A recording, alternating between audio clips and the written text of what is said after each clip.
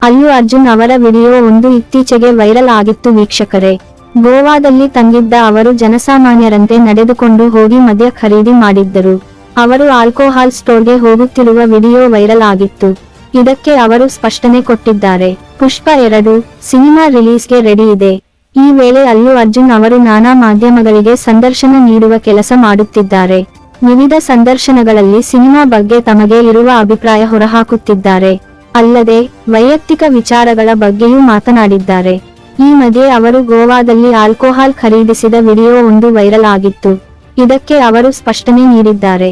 ಅಲ್ಲು ಅರ್ಜುನ್ ಅವರ ವಿಡಿಯೋ ಒಂದು ಇತ್ತೀಚೆಗೆ ವೈರಲ್ ಆಗಿತ್ತು.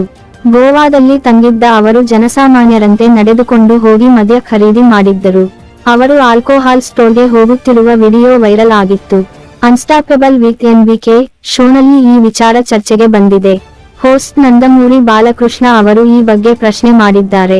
ನಾನು ಮದ್ಯದ ಅಂಗಡಿಗೆ ಹೋಗಿದ್ದು ನಿಜ, ಆದರೆ ಮದ್ಯ ನನಗಲ್ಲ, ನನ್ನ ಗೆಳೆಯನಿಗೆ ಆಗಿತ್ತು ಎಂದಿದ್ದಾರೆ ಅಲ್ಲು ಅರ್ಜುನ್. ನವೆಂಬರ್ 14 ಎಪಿಸೋಡ್ ಆಹಾ OTT ಮೂಲಕ ಪ್ರಸಾರ ಕಾಣಲಿದೆ.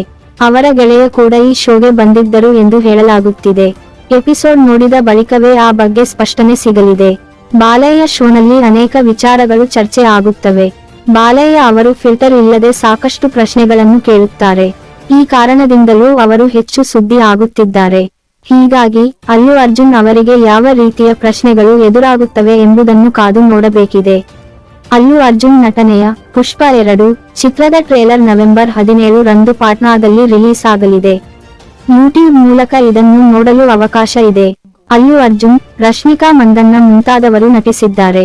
ಸುಕುಮಾರ್ ಅವರು ಈ ಚಿತ್ರವನ್ನು ನಿರ್ದೇಶನ ಮಾಡಿದ್ದಾರೆ.